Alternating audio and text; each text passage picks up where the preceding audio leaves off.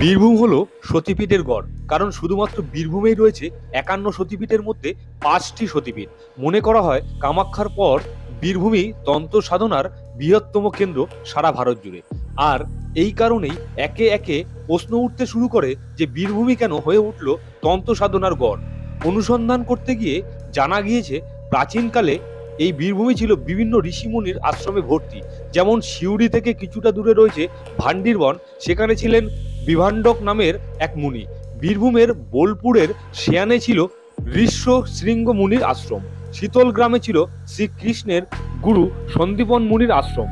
আর শুধু তাই নয়, গর্ভমুনি থেকে দুর্বাসা, মান্ডব্য, কার আশ্রম ছিল না এই বীরভূমে। অতএব এই স্থানের আকর্ষণটা কত তা নিশ্চয়ই আজ করতে পারছেন। এমনকি বীরভূমের মধ্যেই সবচেয়ে শক্তিশালী সিদ্ধপীঠ তারাপীঠ অবস্থিত, যা নাকি প্রাচীনকালে ছিল বশিষ্ঠ মুনির সাধন ক্ষেত্র। সাধক বামাখ্যাপা থেকে শুরু করে বিভিন্ন ঋষিমুনিরা তপস্যায় নিমগ্ন থেকেছেন এই বীরভূমের মানচিত্র জুড়ে। এমনকি এই বীরভূমের নামটাও এসেছে এক অদ্ভুত ভাবে। বীরেদের ভূম বলা হতো এই জায়গাকে। বীরভূমের এককালে বাস করতেন অনেক বীরেরা, যার ছোঁয়া এখনো বিভিন্ন রাজবাড়িতে পাওয়া যায়। যেমন রাজনগরের রাজবাড়ি, এখানে গেলেও দেখতে পাবেন ঐতিহাসিক নিদর্শন।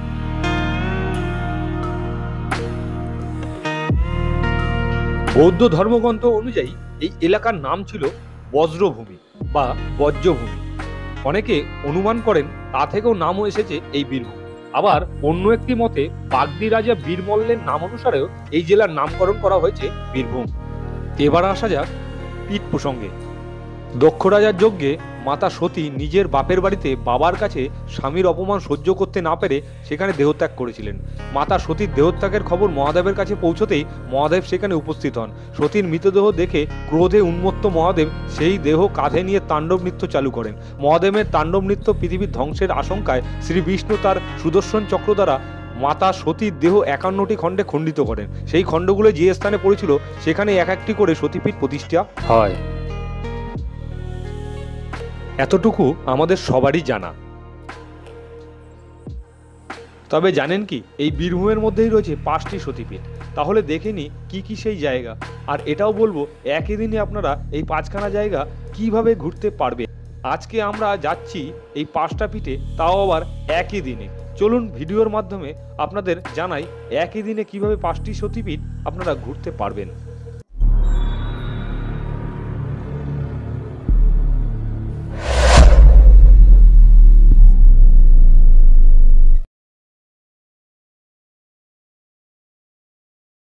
গুড মর্নিং বন্ধুরা, আপনারা সবাই কেমন আছেন? আশা করি সকলে ভালোই আছেন। আমি সোমনাথ, আর আমার সাথে রয়েছে আমার দাদা বিদ্যুৎ দা। আমাদের ইউটিউব চ্যানেল বিন্দাস জানিতে আপনাদের সকলকে স্বাগত জানাই। আমাদের প্রথম দিনের যে বর্ধমানে ৪টি সতীপীঠ আমরা দর্শন করেছি। আপনারাও আশা করছি দর্শন করেছেন। যদি না করেন তাহলে আমাদের ডেসক্রিপশন বক্সের লিঙ্ক দেওয়া রয়েছে, আপনারা সেই ভিডিওগুলি দেখে নেবেন। আর আজকে আমাদের দ্বিতীয় দিনে প্রথম সকালেই আমরা বেরোচ্ছি বীরভূমের কয়েকটি যে সতীপীঠ রয়েছে সেগুলো দর্শন করতে। আমাদের প্রথম গন্তব্য হচ্ছে লাভপুরের মা ফুল্লরা সতীপীঠের উদ্দেশ্যে। তো আমরা তো দর্শন করছি, আপনারা আমাদের সাথে থাকুন আর এই সতীপীঠগুলো দর্শন করুন। তো চলুন আর বেশি কথা না বাড়িয়ে আজকে আমাদের মা ফুল্লরা সতীপীঠের উদ্দেশ্যে বেরিয়ে পড়া যাক।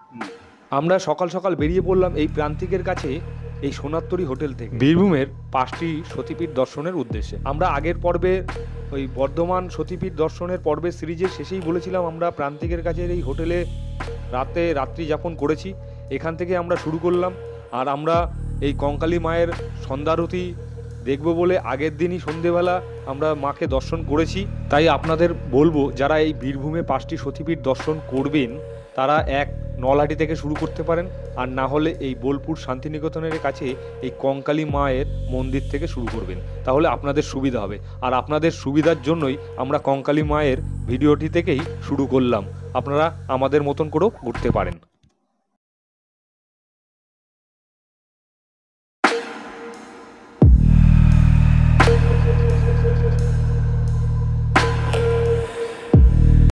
এখন আমরা একদম চলে এসেছি কঙ্কালীতলা মায়ের মন্দির প্রাঙ্গণের ভিতরে। সন্ধে হয়ে গেছে, এবার আমরা মন্দিরের ভিতরে ঢুকবো, মায়ের মন্দিরের যে বিগ্রহ আছে সেটি দর্শন করব, আর তারপর কিছুক্ষণ বাদে সন্ধ্যা আরতিও হবে, সেটাও আপনাদের দর্শন করাবো। তো চলুন আমরা আস্তে আস্তে মন্দির চত্বর এবং মন্দিরের ভিতরে যে মা রয়েছে আগে সেটা দর্শন করি, এবং আপনারাও আমাদের সঙ্গে থাকুন, দর্শন করুন। সতীর দেহ 51টি খণ্ডে যে বিভক্ত হয়েছিল, সর্বশেষ খণ্ডটি পড়েছিল এই বীরভূম জেলার বোলপুরের কোপাই নদীর তীরে। এখানে দেবীর কাকাল পাওয়া গিয়েছিল। 51 সতীপীঠের অন্যতম সতীপীঠ হলো এই কঙ্কালীতলা। পীঠ নির্ণয় তন্ত্র অনুসারে 51 সতীপীঠের এটি হলো 28তম সতীপীঠ। পৌরাণিক কাহিনী অনুযায়ী জানা যায়, দেবাদিদেব মহাদেবের বুক থেকে সতীর দেহাংশ সম্পূর্ণভাবে পড়ে যেতেই তার চৈতন্য ফিরে আসে। সেই কারণে এই সতীপীঠের আরও এক নাম চৈতন্যপীঠ। এই মন্দিরের প্রধান আকর্ষণ এখানকার কুণ্ড। জনশ্রুতি, এই কুণ্ডের ঈশান কোণে নিমজ্জিত রয়েছে মায়ের কাকাল। দেবী মাতা ছাড়াও এই কুণ্ডে পঞ্চশিব অবস্থান করছেন। প্রতি 20 বছর অন্তর একবার করে এই প্রস্তর শিলাখণ্ডগুলি জল থেকে উঠিয়ে পুজো করা হয় এবং পুজো শেষে পুনরায় জলে নিমজ্জিত করা হয়। বীরভূম জেলা অত্যন্ত রুক্ষ, প্রখর গরমে এখানকার সব জলাশয় শুকিয়ে যায়, কিন্তু আশ্চর্যের বিষয় হলো এই সতীকুণ্ডের জল কখনো শুকায় না। যারা এই কুণ্ডে নেমেছে তাদের ক্ষতি হয়েছে, তাই সাহস করে এই কুণ্ডে কেউ নামে না। এই জলে কখনো পোকা হয় না। এই জল খেলে দুরারোগ্য ব্যাধি সেরে যায় বলে জনশ্রুতি আছে। অনেকেই মনে করেন কাশীর মণিকর্ণিকা ঘটের সঙ্গে এই কুণ্ডের সরাসরি যোগ আছে। 1369 বঙ্গাব্দের 24শে জ্যৈষ্ঠ এই মন্দির তৈরি হয়। পৌরাণিকভাবে এখানে দেবী দেবগর্ভা নামে পরিচিত। সতী মায়ের কোমর বা কাকাল এই স্থানে পতিত হয়েছিল বলে এই পীঠের নাম কঙ্কালীতলা। পূর্বে কুণ্ডের সামনেই খোলা বেদিতে মায়ের পুজো হতো। কথিত আছে এই বেদির নিচেই 108টি নরমুণ্ড পোতা আছে। দেবী মাতা এখানে নিরাকার। নৈহাটিতে বসবাসকারী একজন ভক্ত মাতৃমূর্তির রূপ দেওয়ার চেষ্টা করেছিলেন, কিন্তু তিনি কোমর পর্যন্ত তৈরি করার পর অজানা কোনো কারণে মারা যান। তারপর থেকে আর কেউ কখনো এই চেষ্টা করেননি, কারণ মা এখানে নিরাকার রূপেই থাকতে চান। প্রত্যেক সতীপীঠে বা শক্তিপীঠে একজন করে ভৈরব থাকেন। এখানে রুরু ভৈরবের মন্দির রয়েছে। রুরু কথাটির অর্থ হলো আলো। এখানে অধিষ্ঠাত্রী দেবী হলেন রত্নাগর্ভী এবং ভৈরব হলেন রুরু। ঐতিহাসিক রাখালদাস বন্দ্যোপাধ্যায়ের লেখা বাংলার ইতিহাস নামক বইটিতে উল্লেখ আছে, প্রথম মহিপালের রাজত্বের সময়কালে কাঞ্চির রাজা ছিলেন রাজেন্দ্র চোল। তিনি মহাপরিক্রমশালী রাজা ছিলেন, বহু রাজাকে পরাজিত করেন। এখানে এসে তিনি রাজা রণসুরকে পরাজিত করেন। তখন বীরভূমের এই স্থানটি ছিল তারই অধীন। এই কাঞ্চিরাজ ছিলেন শিব উপাসক। তিনি কোপাই নদীর তীরে শিবলিঙ্গ প্রতিষ্ঠা করেন। কাঞ্চিরাজের নাম অনুসারেই মন্দিরের লিঙ্গটি কাঞ্চীশ্বর শিবলিঙ্গ নামেও পরিচিত। এই শিব মন্দিরের পাশেই রয়েছে মহাশ্মশান ও পঞ্চবটী বন। এই মন্দিরে দুপুরে ভোগ প্রসাদের ব্যবস্থা রয়েছে, আর এই মন্দিরে শনিবার, মঙ্গলবার ও রবিবার ভক্তদের ভিড় বেশি হয়। এই মন্দিরের এই যে গাছটি দেখতে পাচ্ছেন, এই বটবৃক্ষে সুতো বাঁধলে তাদের মনস্কামনা মা পূর্ণ করে। এই মন্দিরে বিকেলে আসলে অতি অবশ্যই আপনারা এই মন্দিরে এই কোপাই নদীর ধারের এই সন্ধ্যারতি অবশ্যই দেখবেন। সন্ধ্যারতি হয় 6:30টায়।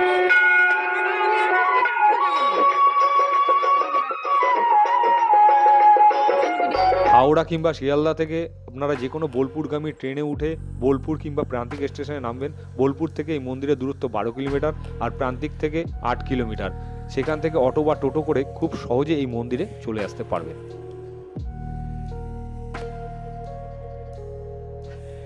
আমরা এবার বেরিয়ে পড়লাম ফুল্লরা সতীপীঠ মায়ের মন্দির দর্শন করতে।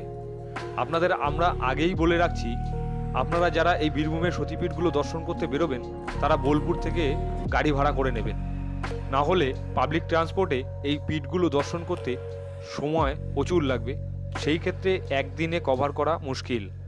তাই নিজস্ব গাড়ি কিংবা ভাড়া গাড়ি করে নিলেই তবেই একদিনেই 5টি সতীপীঠ দর্শন করতে পারবেন। আর ট্রেনে করে আসলে আপনাদের আমোদপুর স্টেশনে নামতে হবে। সেখান থেকে টোটো কিংবা অটো করে আপনারা চলে যেতে পারবেন এই মন্দিরে। আর যারা বাসে করে আসবেন তারা ওই কঙ্কালীতলা মায়ের মন্দিরের সামনে থেকেই লাভপুরের বাস পেয়ে যাবেন।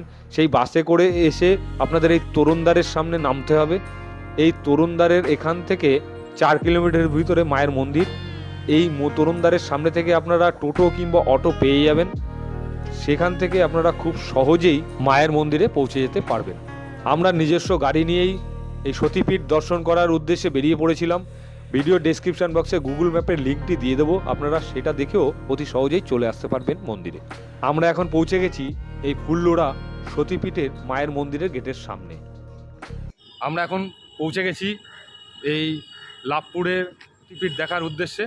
এটি হলো মা ফুললোড়া সতীপীঠ, তার গেটের সম্মুখেই দাঁড়িয়ে আছি। তো চলুন এবার ভিতরে গিয়ে মন্দির এবং মাকে দর্শন করি। সতীপীঠ অট্টহাস বা ফুললরা মন্দিরটি পশ্চিমবঙ্গের বীরভূম জেলার লাভপুরের কাছে অবস্থিত। এটি 51 সতীপীঠের একটি পীঠ। মতান্তরে এই পীঠটিকে উপপীঠও বলে উল্লেখ করা হয়।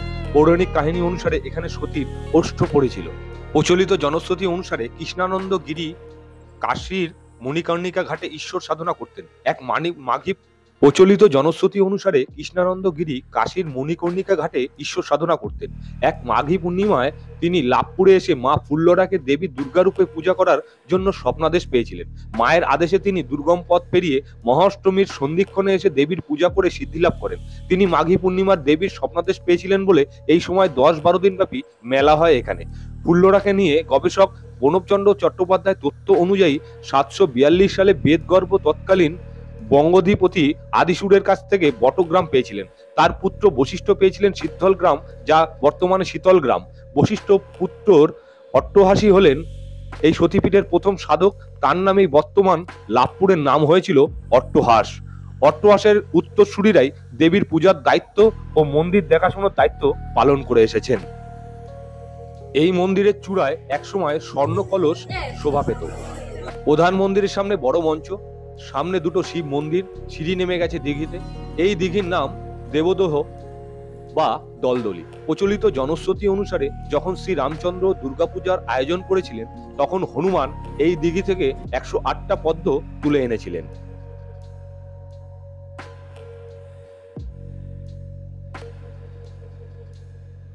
মন্দিরের ভিতরে মায়ের শিলাখণ্ডটি অনেকটা ওষ্ঠাকৃতির। এই শিলার রং টুকটুকে লাল। আলাদা করে দেবীর কোনো বিগ্রহ এখানে নেই। প্রত্যেকটি সতীপীঠ বা শক্তিপীঠে দেবী এবং ভৈরব অধিষ্ঠিত থাকে। ভৈরব হলেন দেবীর স্বামী। এখানে সতীর রূপ হলেন ফুল্লরা এবং ভৈরব হলেন বিশ্বেশ। প্রচলিত জনশ্রুতি অনুসারে জানা যায়, এই মায়ের মন্দিরের সামনে যে হাড়িকাঠটি রাখা রয়েছে, সেখানকার মাটি চর্মরোগের অবসান ঘটায়, বিশেষ করে সেতি। মূল মন্দিরে প্রবেশের ঠিক ডান দিকে রয়েছে পঞ্চমুণ্ডের আসন। এখানে ভোগ প্রসাদের ব্যবস্থা আছে। অন্নভোগে রয়েছে ভাত, ডাল, তরকারি ও মাছের টক, এবং এই ভোগের মূল্য হলো 40 টাকা।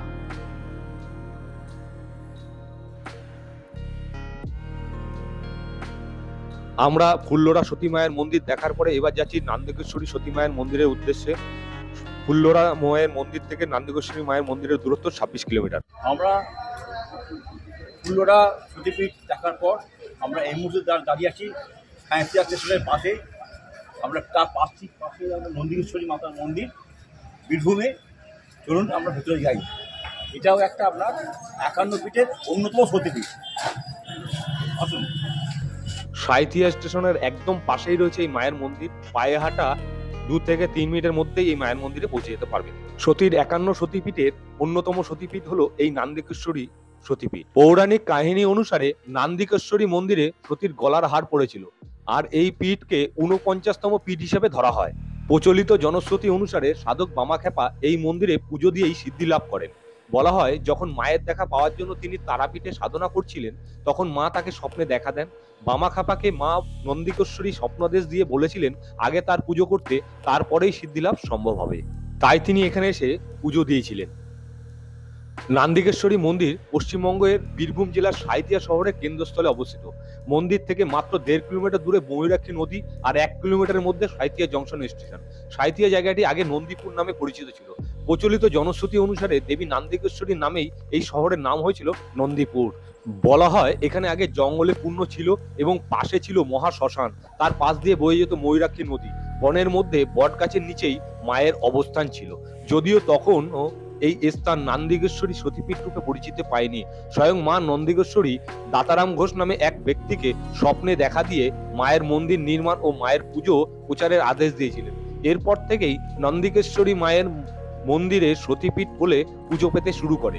দাতারাম ঘোষ ছিলেন সাঁইথিয়ার জমিদার পঞ্চানন ঘোষের পূর্বপুরুষ। সেই অনুযায়ী তিনি মায়ের মন্দির নির্মাণ করেন এবং এইখানে মায়ের পুজো পাঠ শুরু হয়। এক বিশাল বটবৃক্ষ ছাতার মতো ঘিরে রেখেছে মন্দিরের আঙিনা। এই মুহূর্তে মায়ের মন্দিরের সংস্কারের কাজ চলছে, দেখতেই পাচ্ছেন। তাই জন্য মন্দিরে প্রবেশ করা একটু অসুবিধা হচ্ছে, পরে ঠিক হয়ে যাবে। দেবী নান্দিকেশ্বরীর মূর্তি বলতে একটি পাথরের গায়ে রয়েছে দেবীর 3টে চোখ ও মাথায় মুকুট পরানো। মুকুটটি রূপালী এবং 3টি চোখ সোনালী। যদিও মায়ের মূর্তিটি কালো পাথরের, কিন্তু বর্তমানে এর রং প্রায় লাল, কারণ ভক্তরা প্রার্থনার জন্য পাথরের গায়ে সিঁদুর দিয়ে থাকেন। এই মন্দিরে দেবীর নাম নন্দিনী বা নান্দিকেশ্বরী অর্থাৎ নন্দীর আরাধ্যা দেবী। প্রত্যেকটি সতীপীঠ বা শক্তিপীঠে দেবী এবং ভৈরব অধিষ্ঠিত থাকে। দেবী হলেন সতীর রূপ আর ভৈরব হলেন এখানকার নান্দিকেশ্বর। এই মন্দির সকাল 8টা থেকে রাত্রি 8টা অবধি খোলা থাকে। সারাদিনই আপনারা আসলে মন্দিরে মাকে দর্শন করতে পারবেন। আর এই মন্দিরে নিত্যদিনের ভোগ প্রসাদের ব্যবস্থা আছে, কিন্তু এখন সংস্কারের কাজের জন্য বন্ধ আছে, পরবর্তীকালে চালু হবে, কিন্তু ভোগ মূল্য হচ্ছে 60 টাকা। নান্দিকেশ্বরী মন্দির যাওয়ার সবচেয়ে ভালো উপায় হচ্ছে ট্রেনে করে সাঁইথিয়া স্টেশন। হাওড়া কিংবা শিয়ালদা থেকে সাঁইথিয়া স্টেশন অবধি যাবেন, সেখান থেকে পায়ে হাঁটা পথে 1 থেকে 2 মিনিটের মধ্যেই আপনারা মন্দিরে পৌঁছে যাবেন।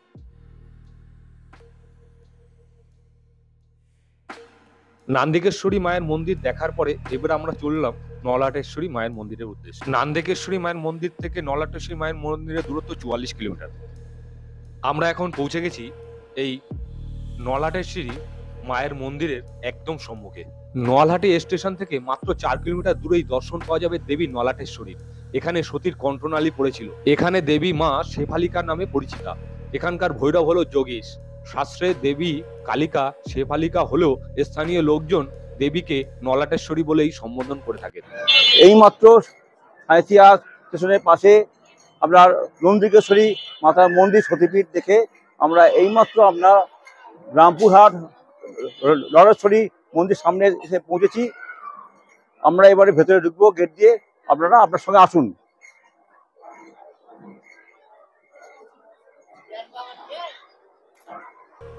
মায়ের অঙ্গশিলা উদ্ধারের সময় একটি অলৌকিক ঘটনা ঘটেছিল, যার সুদর্শন চক্র দ্বারা সতী মায়ের দেহ খণ্ড বিখণ্ড হয়েছিল। সেই গোবিন্দের চরণ চিহ্নিত একটি শিলাখণ্ড এখানে পাওয়া যায়। আর কোনো সতীপীঠে এই ঘটনা ঘটেনি। ভগবান নারায়ণের চরণ চিহ্নিত সেই শিলাখণ্ডটি এখানে পূজিত হন দেবী মাতার সঙ্গে। পৌরাণিক কাহিনী অনুযায়ী জানা যায় সতীর কণ্ঠনালী উদ্ধার করেছিলেন স্বয়ং কামদেব। জনশ্রুতি আছে কয়েক হাজার বছর আগে স্বয়ং কামদেব মায়ের স্বপ্নাদেশ পেয়েছিলেন। তিনি মায়ের কাছে আদেশ পান, ব্রাহ্মণী নদীর তীরে ললাট পাহাড়ের নিচে মায়ের কণ্ঠনালী পড়ে আছে। কামদেব যেন মায়ের অঙ্গশিলা সেখান থেকে উদ্ধার করেন। কথিত আছে এখানে পাথরের টিলাতে শ্রী রামচন্দ্র বনবাসের সময় কিছুদিন বসবাস করেছিলেন।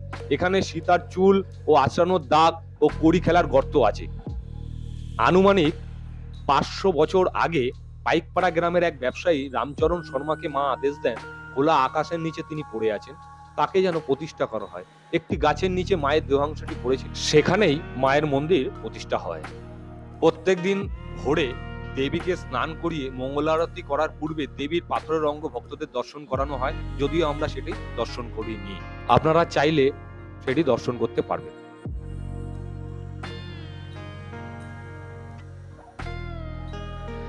মা এখানে ত্রিনয়নী, তার জিহ্বাটি সোনার। শিবরাত্রিতে দেবীর মন্দির ও ভৈরব শিবের মন্দিরে হলুদ সুতো দিয়ে বাঁধা হয় এবং দেবী মাতা ও ভৈরব শিবের মধ্যে যোগসূত্র স্থাপন করা হয়। এই মন্দিরে ভোগ প্রসাদের ব্যবস্থাও আছে এবং সকাল 8টা থেকে রাত 8টা অবধি মন্দির খোলা। সব সময় আসলে মাকে দর্শন পাবেন। আর এই মন্দিরের পাশেই থাকার জায়গা দেখতেই পাচ্ছেন, এখানে সুন্দর ব্যবস্থা আছে, স্বল্প মূল্যে আপনারা থাকতে পারবেন। তার পাশেই রয়েছে ভৈরবজির মন্দির। এই মন্দিরে আসতে হলে আপনাকে যে কোনো ট্রেন ধরে নলাটি আসতে হবে। সেখান থেকে 4 কিলোমিটার দূরেই মায়ের মন্দির। অটো বা টোটো করে চলে আসতে পারবেন। আমরা এইমাত্র এই নলাটেশ্বরী মন্দির মাকে দর্শন করলাম। এবার এই নলাটি মন্দির থেকে বেরিয়ে এবার আমরা যাব আর একটা 51 পীঠের অন্যতম সতীপীঠ, সেটি হলো বক্রেশ্বর। তো চলুন এবার আমরা বক্রেশ্বরের উদ্দেশ্যে রওনা দিচ্ছি। নলাটেশ্বরী মায়ের মন্দির দর্শন করার পরে এবার আমরা যাচ্ছি বক্রেশ্বর মায়ের মন্দিরের উদ্দেশ্যে। এই নলাটেশ্বরী মায়ের মন্দিরের থেকে বক্রেশ্বর মন্দির যাওয়ার দূরত্ব হলো 80 কিলোমিটার। তো চলুন এবার আমরা এগিয়ে যাই বক্রেশ্বর মায়ের মন্দিরের উদ্দেশ্যে। এবার আমরা চলে এসেছি এই বক্রেশ্বর মায়ের মন্দিরের সামনে। এই যে গেট থেকে আমরা প্রবেশ করছি বক্রেশ্বর মায়ের মন্দিরে। এই বক্রেশ্বর মন্দিরে 10 টাকার বিনিময়ে আপনাদের গেট থেকে প্রবেশ করতে হবে। আমরা এখন নলাটি সতীপীঠের থেকে ঘুরে এসে এখন এসে পৌঁছে গেছি এই বক্রেশ্বর আরও এক 51 সতীপীঠের অন্যতম সতীপীঠে। এখানে দুটো ভুরু জগলের মধ্যেখানে স্থান, মানে মন এখানে পতিত হয়েছিল মায়ের। তো তো চলুন আমরা এই মন্দিরে এবং মন্দির চত্বর দর্শন করব। আপনারাও আমাদের সাথে থাকুন এবং মন্দির চত্বর ও মায়ের মন্দির, মায়ের বিগ্রহ দর্শন করুন। আজ আমাদের এইটাই দিনের শেষ সতীপীঠ। আসুন। পশ্চিমবঙ্গের বীরভূম জেলার পাপোহারা নদীর তীরে বক্রেশ্বর মন্দির অবস্থিত। এটি 51 সতীপীঠের একটি পীঠ। পৌরাণিক কাহিনী অনুসারে দেবীর সতীর 2 ভ্রুর মধ্যবর্তী স্থান এখানে পতিত হয়েছিল। আবার মতান্তরে বলা হয়ে থাকে এখানে দেবীর তৃতীয় নয়ন পড়েছিল। বক্রেশ্বরের অধিষ্ঠিত দেবী হলেন মহিষাসুর মর্দিনী, আর এখানের ভৈরব হলেন বাবা বক্রেশ্বর বা বক্রনাথ। বক্রেশ্বর জায়গাটির সাথে অষ্টাবক্রমুনির জন্মকাহিনী জড়িয়ে আছে। প্রচলিত জনশ্রুতি অনুযায়ী এই জায়গাটি আগে জঙ্গলে পূর্ণ ছিল। এখানে হাতে গোনা কয়েকটি পরিবার ছাড়া কারোর বসবাস ছিল না। তখন এই জায়গাটির নাম ছিল ডিহি। অষ্টাবক্রমুনির মায়ের নাম সুজাতা দেবী আর বাবার নাম ছিল কহরমুনি, যিনি বেদজ্ঞানে খুব পারদর্শী ছিলেন। অষ্টাবক্র যখন মায়ের গর্ভে ছিলেন তখন তার বাবা তাকে রোজ গর্ভে থাকাকালীন রোজ বেদ পাঠ শুনে তিনি জন্মের আগেই বেদ সম্পর্কে ভালো জ্ঞান অর্জন করতে পেরেছিলেন। এই রকমই একদিন কহরমুনি তার স্ত্রীকে বেদ পাঠ করে শোনাচ্ছিলেন। তখন তার গর্ভস্থ সন্তান বলে ওঠে, বাবা, আমি আপনার থেকে প্রতিদিন বেদ পাঠ শুনে এই শাস্ত্রে জ্ঞান অর্জন করেছি। আজ আপনি অন্যমনস্ক হয়ে ভুল বেদ পাঠ করছেন, আমি বুঝতে পেরে আপনাকে জানাচ্ছি। এই কথা শুনে মুনি খুব অপমান বোধ করেন এবং তার গর্ভস্থ সন্তানকে অভিশাপ দেন তার অষ্টাঙ্গ বিকৃতি হোক। এরপর সেই সন্তান শারীরিক প্রতিবন্ধকতা নিয়ে জন্মগ্রহণ করেন ও তার নাম হয় অষ্টাবক্র। এইভাবে দিন কাটতে থাকে। সেই সময় জনক নামে এক রাজা ছিলেন। তিনি তার রাজসভায় শাস্ত্রজ্ঞ পণ্ডিতের আহ্বান জানিয়েছিলেন ও ঘোষণা করেছিলেন যে তাকে শাস্ত্র বিষয়ে নানা জ্ঞান শুনিয়ে খুশি করতে পারবে, তার আর অভাব থাকবে না। এই ঘোষণা শুনে কহরমুনি অভাবের তাড়না থেকে মুক্তি পেতে সেই রাজসভায় উপস্থিত হন। পরে রাজার সভা পণ্ডিতের কাছে পরাজিত হন। তারই সেবায় কহরমুনিকে নিযুক্ত করা হয়। তিনি সেই রাজসভায় বন্দী হয়ে যান। কালের নিয়মের সময় এগিয়ে যায়। কহরমুনির ছেলে বড় হতে থাকে। অষ্টাবক্র মাত্র 12 বছর বয়সে সর্বশাস্ত্র বিষয়ে পণ্ডিত হয়ে ওঠেন।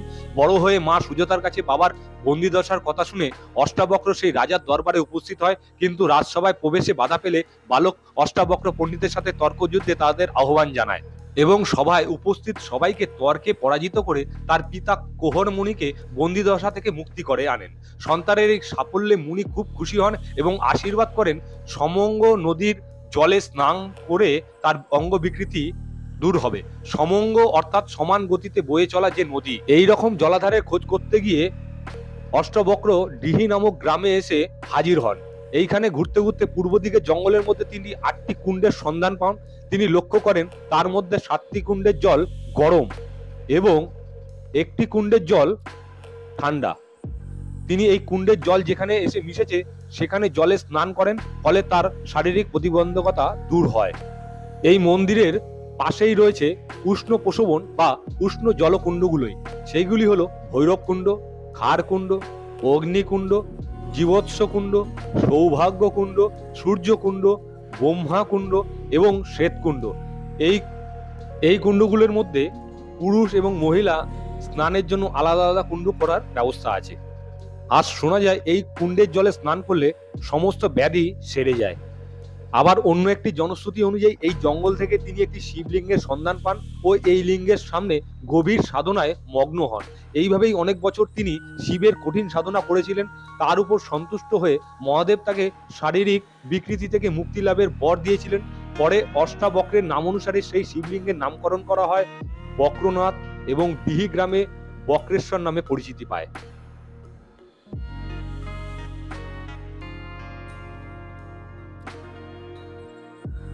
বাবা বক্রেশ্বরকে কেন্দ্র করে এখানে আরো 5টি শিবলিঙ্গ রয়েছে। সেগুলি হলো কুবেরেশ্বর, সিদ্ধেশ্বর, জ্যোতির্লিঙ্গেশ্বর, কালারুদ্রেশ্বর ও জম্ভেশ্বর। মা এখানে মহিষাসুর মর্দিনী রূপে বিরাজমান। এখানে মায়ের দুটো ভুরুযুগলের মধ্যেখানের অংশ ত্রিনয়ন পতিত হয়েছিল।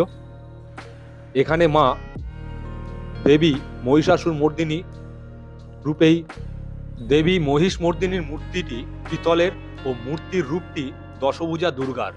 যারা ওখানে সেবায় আছে তাদের থেকে জানা যায় এই পিতলের দশভুজার মূর্তির নিচে একটি গর্তের ভিতরেই মায়ের দেহাংশটি রাখা আছে। এই মন্দিরেও নিত্যদিনের ভোগ প্রসাদের ব্যবস্থা আছে, আপনারা চাইলে ভোগ প্রসাদ গ্রহণ করতে পারেন। এবার বলি, এই মন্দিরে আসতে হলে আপনারা ট্রেনে করে আসলে নিয়ারেস্ট স্টেশন দুবরাজপুর স্টেশনে নামতে হবে, সেখান থেকে অটো বা টোটো করে চলে আসতে পারবেন। আর যারা বাসে করে আসবেন তারা রামপুরহাট, নলহাটি কিংবা তারাপীঠ ও বোলপুর থেকেও এই বক্রেশ্বরগামী অনেক বাস আছে, আপনারা অতি সহজেই এই মায়ের মন্দিরে আপনারা চলে আসতে পারবেন।